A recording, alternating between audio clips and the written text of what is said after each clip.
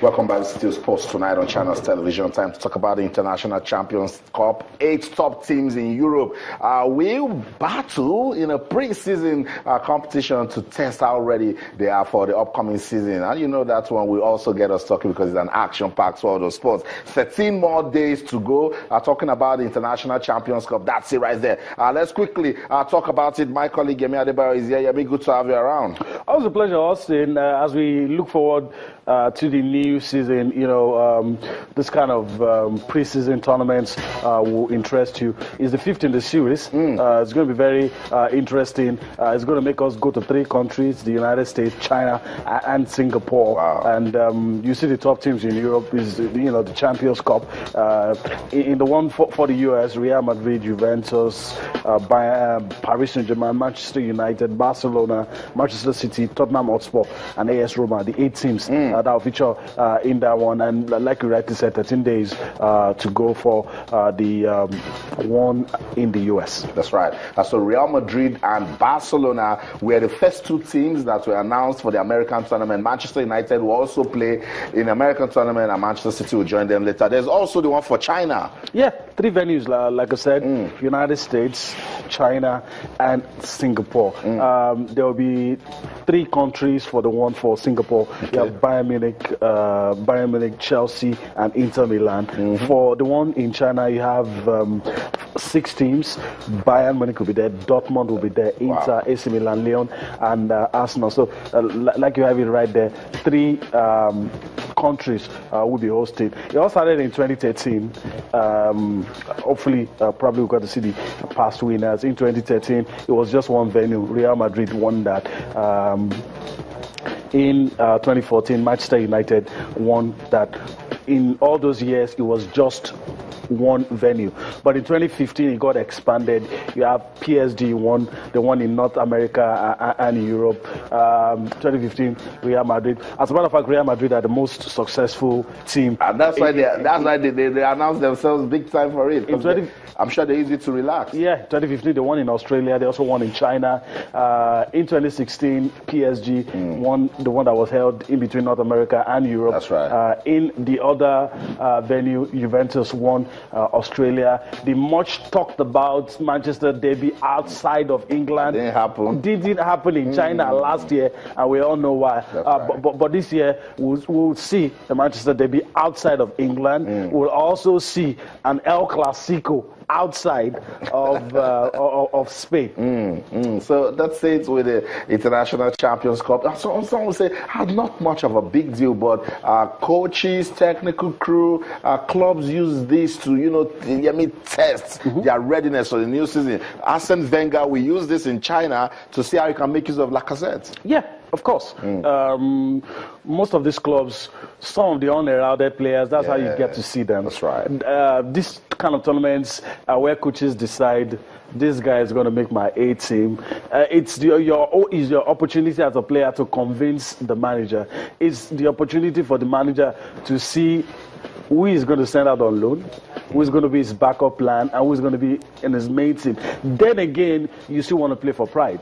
Because when you start your season winning 1 or 2 tournaments, it also helps. It helps in that one. But it's going to be very interesting to see these big clubs, how they're going to line up. Although it's going to be a mixed bag. You're going to have some experienced players and some of the young boys, just to give them a little bit of experience and let them mix with the big boys and see. I remember a tournament, I think it was the Emirates Cup, for Arsenal. All of those young boys in 2010, Jack Wilshere, and all of them burst onto the scene, and a season later, they became regular first-team players. That's the essence of this kind of tournaments. You want to see the next generation, and you want to see some guys also cement their place in the teams. And of course, the host countries like the United States of America, where they call it soccer, it'll be good to see these top teams come around, And again, football is big in this country. So if you look at participating teams in the United States, it's powerhouse going right there.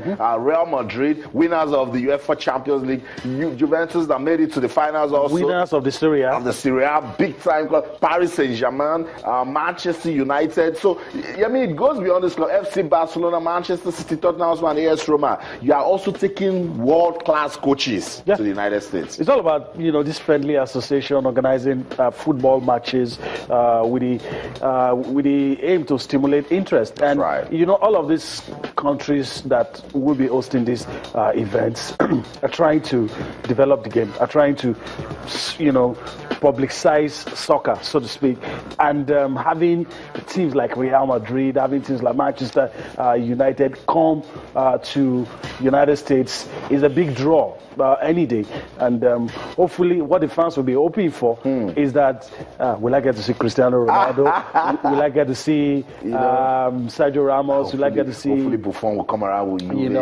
Get to see... Will I get to see some of these guys in the Juve team? Will I get to see some of the other guys in the Real Madrid team? Will I get to see Paul Pogba? Will I get to see all of this guy? This man, for instance, I mean, it's a big draw. Any day, anytime. You just want to see these guys, see them play live outside of their comfort zone, outside of their natural habitat, which is the leagues they play in. And also, you have top managers as well. So I'm saying. Zinedine Zidane, Jose Mourinho, Pep Guardiola, the new manager, Pochettino. Yeah, the new manager for Barcelona also will be there. Try to gets the chance to probably play against Real Madrid before the El Clasico.